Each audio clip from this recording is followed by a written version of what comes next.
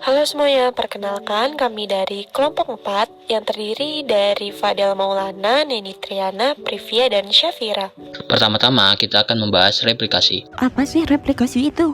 Replikasi merupakan proses penggandaan rantai ganda DNA, sehingga anakan sel dapat mewarisi sifat indukan sel nantinya. Pada proses replikasi, ada enzim yang berperan. Yang pertama itu helikase untuk membuka rantai ganda DNA, yang kedua SSB atau single strand binding protein sebagai cetakan agar tidak terurai dan akan menyatu kembali nantinya.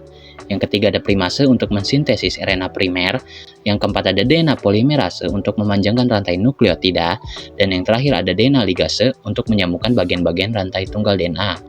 Tahap replikasi dimulai dari enzim helikase yang akan membuka rantai ganda DNA menjadi dua buah bagian, di mana nanti akan dibantu juga oleh SSB sebagai cetakan dan mencegah terurainya rantai ganda DNA. Selanjutnya, enzim primase akan datang dan akan mensintesis RNA primer sebagai substrat dalam reaksi polimerase, di mana istilah mudahnya sebagai sinyal untuk DNA polimerase, yang nantinya DNA polimerase akan datang dan memanjangkan rantai nukleotida. Setelah DNA polimerase memanjangkan rantai nukleotidanya, RNA primer akan digantikan menjadi DNA kembali dengan bantuan DNA ligase. Segala aktivitas dalam tubuh, baik itu reproduksi sel, metabolisme, tumbuhan, dan perkembangan organisme, dipengaruhi oleh enzim dan hormon.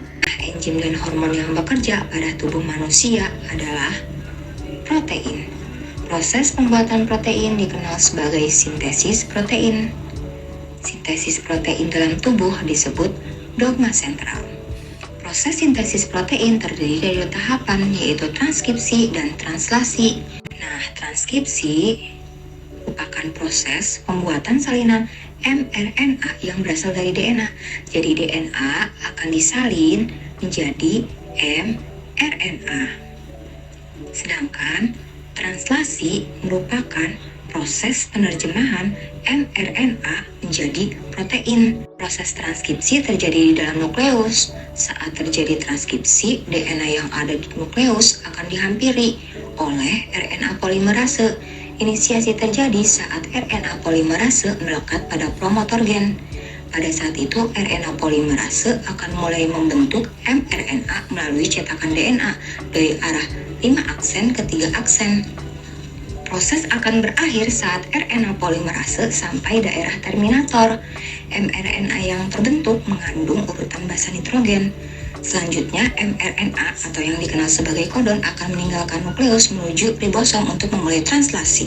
Selanjutnya adalah translasi. Translasi dimulai ketika mRNA meninggalkan nukleus menuju ribosom. Ribosom merupakan organel yang tersusun atas rRNA atau ribosomal RNA. Pada ribosom terjadi proses pertama translasi, yaitu inisiasi.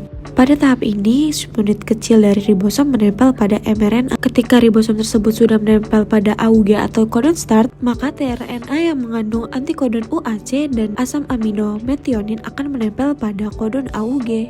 Setelah itu, ribosom subunit besar akan menempel pada ribosom subunit kecil dan menempel pada mRNA. Setelah itu, tRNA yang lain yang membawa antikodon dan asam amino akan berpasangan dengan kodon mRNA. Proses ini disebut juga sebagai proses elongasi. Lalu ribosom bergerak ke triplet kodon mRNA yang lain, dan tRNA akan melepaskan asam amino metionin sehingga terbentuk ikatan peptida antara asam amino metionin dan lisin. Lalu siklus ini akan terus berulang hingga tahap terminasi.